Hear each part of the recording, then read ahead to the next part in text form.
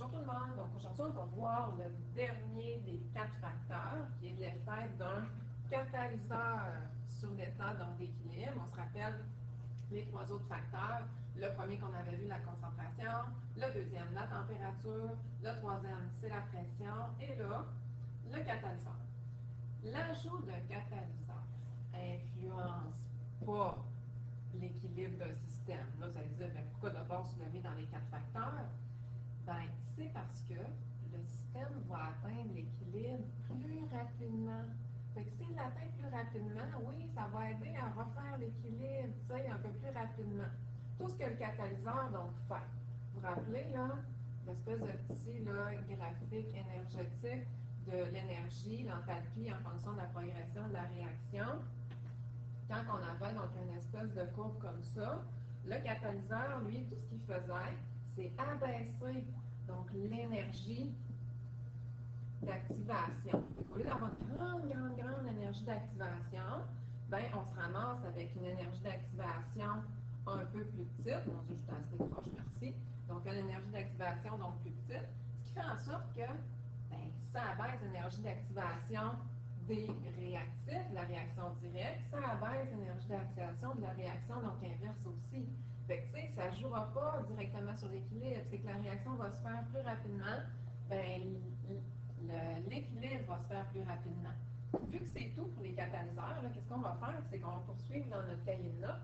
On va aller voir plein d'exemples, mais tout mêlé, nos 4 facteurs, concentration, température, pression, catalyseur. Parce que un à un, c'est super facile, mais tout mélangé, là, on fait comme, oui, mon Dieu, qu'est-ce qui se passe? Fait qu'on y va avec notre exemple numéro 1, qui est un exemple donc multiple. On va travailler à partir de la réaction imaginaire donc suivante. Fait qu'on a 2 molécules de A qui réagissent avec une molécule de B pour former du A2B, puis un dégagement donc d'énergie. Fait que la réaction à la base, ben, elle est exothermique, si on en a besoin, on le saura. OK. Fait qu'est-ce qu'on va faire? C'est qu'on va aller jouer au préalable sur la température. Bon.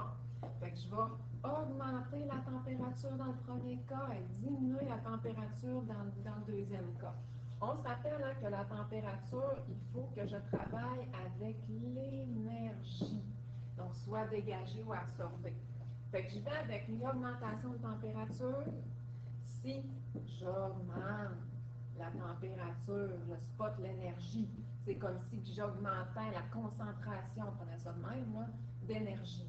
Il y en a trop, ça c'est les réactifs, ça c'est les produits, ça devrait être à l'équilibre donc au départ. Il y en a trop du côté des produits, un surplus, donc il fait trop chaud, on va l'envoyer de l'autre côté. C'est la réaction donc inverse qui est favorisée. Contrairement à ça, si j'ai une diminution de température, contrairement à tantôt que j'avais une augmentation donc de température, bien là, oh, j'en enlève l'énergie ici. Il fait trop froid, on va en redonner.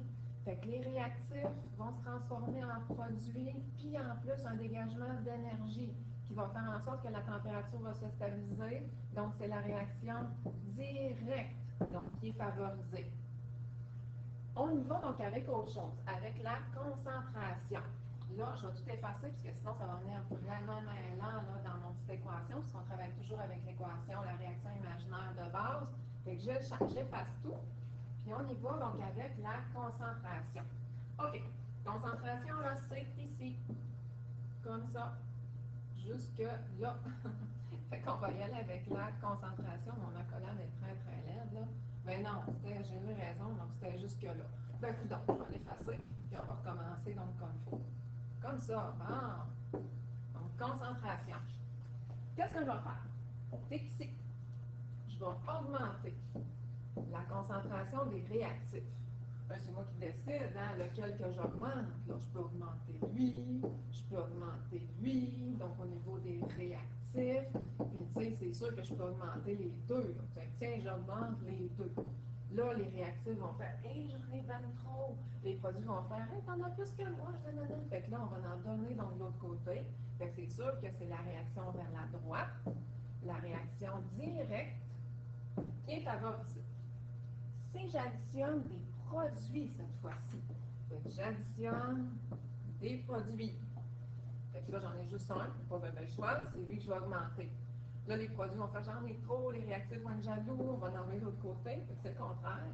C'est la réaction inverse, on peut dire aussi vers la gauche, qui va être favorisée. J'en effacerai un peu parce que ça va venir un petit peu mêlant. Donc, comme ça ici. Je me remets donc mon crayon, comme ça. On va y aller maintenant avec un retrait des réactifs. Un retrait des réactifs, là, c'est que je diminue la concentration d'un, de l'autre ou des deux, donc réactifs. Fait que si je fais un retrait, ben c'est sûr que les produits donc, vont faire oh, pour que tu fais pitié, puis ils vont faire ah, tu sais, au niveau des réactifs, il m'en manque. Fait qu'on va leur en donner. Fait que c'est la réaction inverse, la réaction vers la gauche qui est favorisée. Si je retire un ou deux produits, je diminue la concentration en le retirant, en enlevant, en allant le chercher. Tu sais, au fur et à mesure que mon produit est formé, là, je le récolte, je le récolte, je le récolte. Bien, je diminue la concentration en enlevant.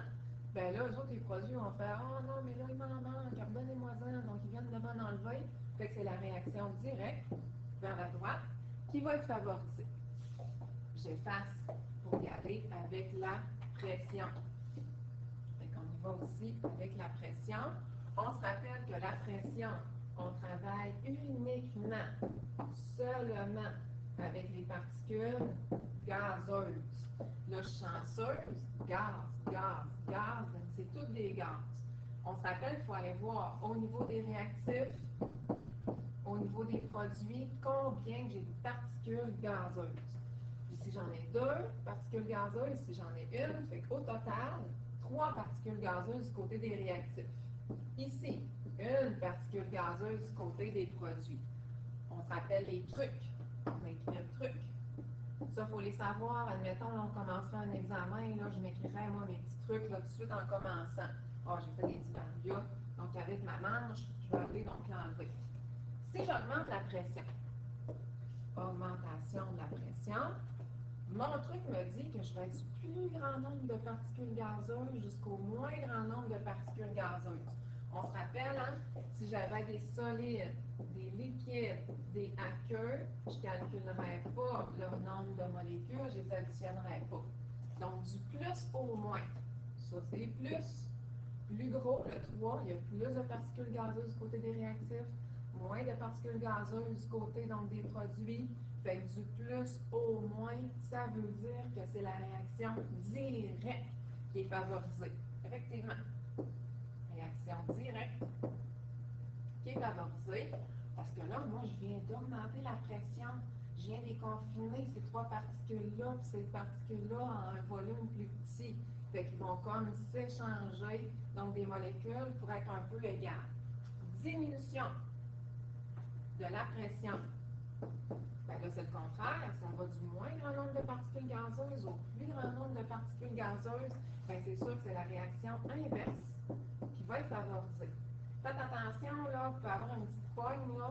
Des fois, on va vous dire, ah, ben, admettons, là, que je diminue, donc, le volume. Donc, je diminue le volume de mes particules gazeuses ou j'augmente le volume de mes particules gazeuses. Là, souvent, il y a des étudiants qui me disent, ben là, le volume, c'est pas un des facteurs qui influence l'équilibre. Oui, mais c'est par le fait même, si je diminue le volume, j'augmente la pression, là, les particules vont être plus confinées, et ainsi de suite. Fait qu'il faut vraiment donc y aller avec la logique, ça peut être un petit point. Exemple numéro 2. Ici, ça c'est un beau petit tableau pour pratiquer la concentration. Donc on pratique seulement la concentration ici. On se concentre sur la concentration. Bon. Fait qu'on a notre petite équation donc, de base, puis là on nous dit qu'est-ce qu'on fait. On ajoute du réactif A. Bien là, si j'ajoute du réactif A, ben c'est sûr que c'est la réaction vers la droite donc qui va être favorisée. Parce que si j'augmente mon A, là, les réactifs vont faire voyons, donc j'en ai vraiment trop. Donc, donne-en, mettons, donc aux produits. De toute façon, les produits sont jaloux, ils veulent qu'on leur en donne. Fait que c'est la réaction directe vers la droite qui est favorisée. Ajout du produit C. Si j'ajoute du C, par le fin même, j'augmente sa concentration. Fait que si j'augmente sa concentration au niveau des produits, il y en a trop, on en va de l'autre côté, donc pour combler donc, le surplus, fait que ça veut dire que réaction inverse qui va être favorisée. J'y vais maintenant avec le retrait du réactif A. Donc, on enlève du réactif A. Ici, les produits disent « Hey, tu m'en as enlevé, donne-moi-en. » Fait que c'est la réaction inverse. Vers la gauche, inverse, qui va être favorisée. Et on y va. Donc, avec le retrait du produit D. Donc, le produit D, on en enlève donc un petit peu. Là, c'est sûr que les produits font « Ben, tu m'en as enlevé, donc redonne-moi-en. » Puis les réactifs sont généreux, ils en donnent. Fait que c'est la réaction directe qui est favorisée.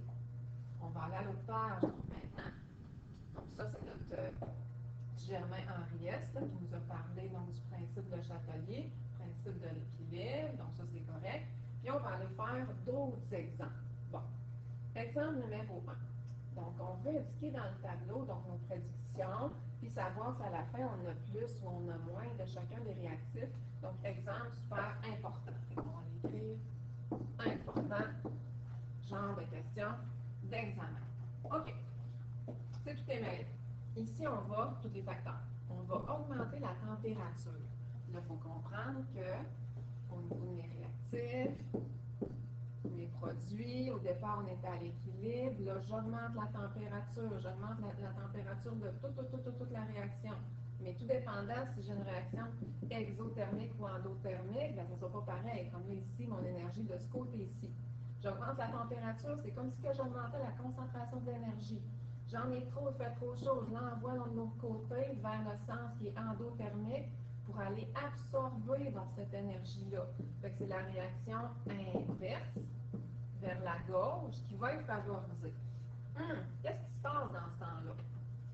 Ça veut dire que mes produits vont se transformer en réactifs. Fait que mes produits vont en avoir moins pour me donner plus de réactifs. Réactifs, produits. Fait que mon nouvel équilibre va faire en sorte que je vais avoir plus de ça, et moins donc de produits. J'efface tout. Je recommence avec la concentration pour ne pas donc nous mélanger.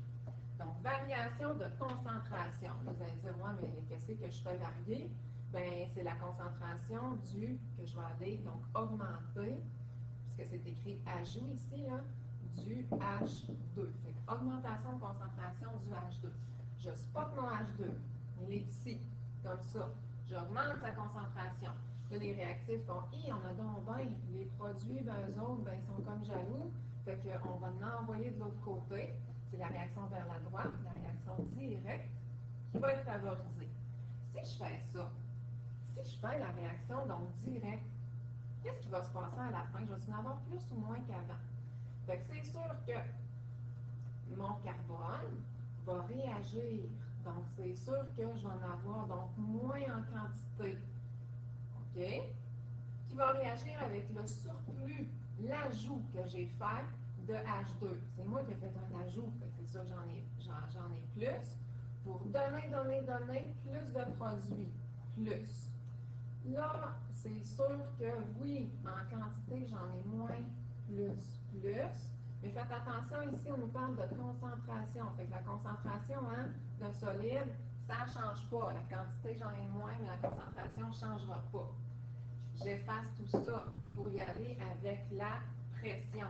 Fait que je fais une diminution de pression. On se rappelle que mon truc disait que je vais être du plus grand nombre de particules gazeuses au moins grand nombre de particules gazeuses. On va aller les calculer, là, les particules gazeuses de bord. Fait que particules gazeuses, ça c'est un solide, je ne le calcule pas.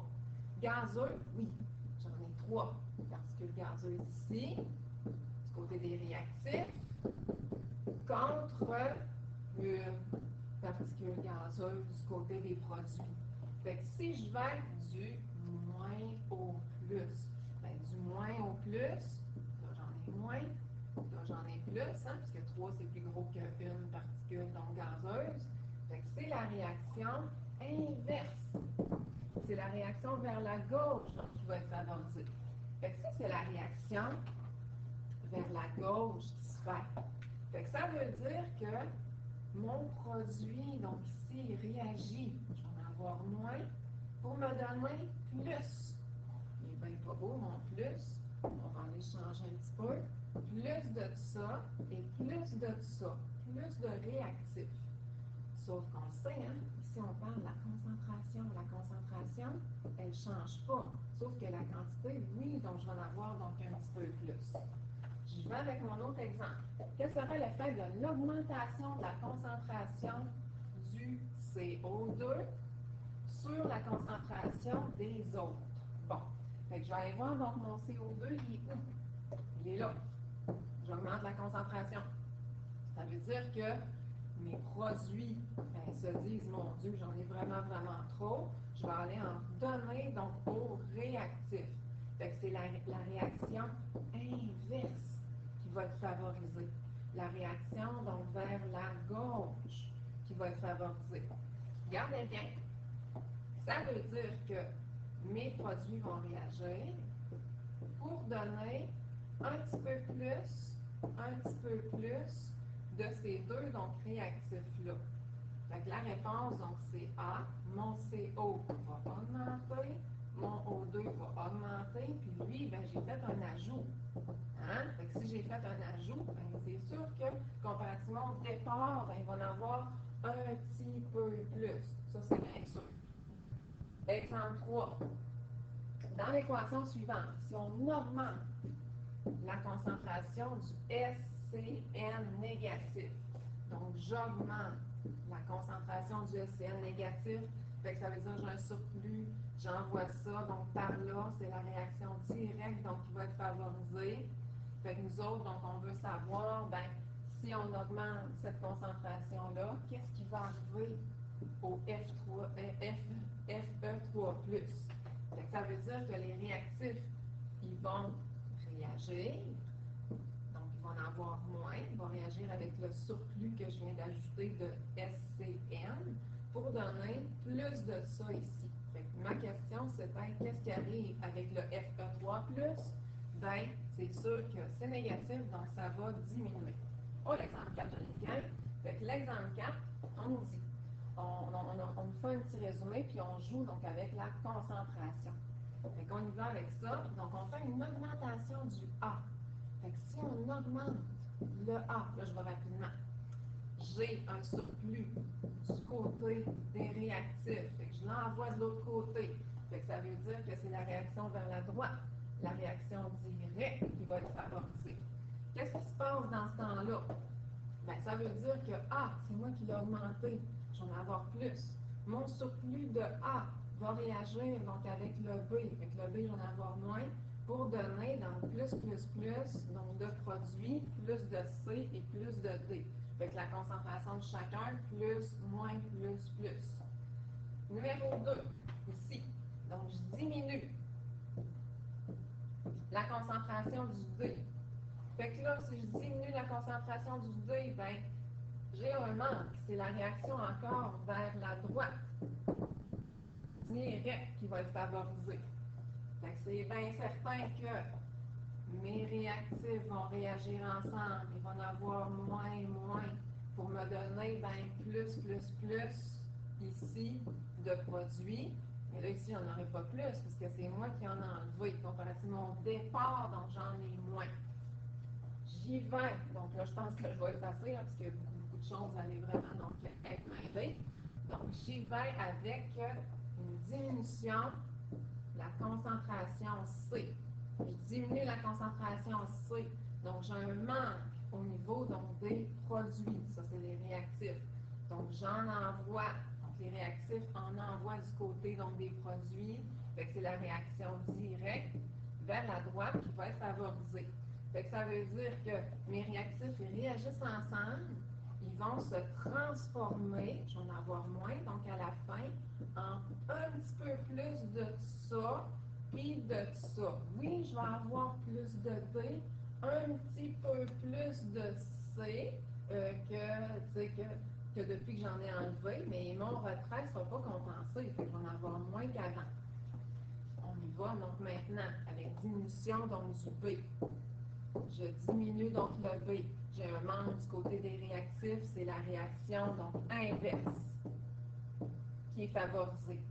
Fait que ça veut dire que le D va réagir donc avec le C pour donner, ben, c'est sûr, donc il réagit donc avec le C, fait qu'il y en a moins, ça prend que j'écrive donc un moins, pour donner, ben oui, plus de réactifs. On en donnait plus, mais pas assez pour compenser donc le retrait que j'ai enlevé. Fait qu'ici, ben, ça va être plus, puis moi, ben, j'ai déjà donc diminué. Au retour, donc prochaine vidéo, donc 7.3, tout simplement.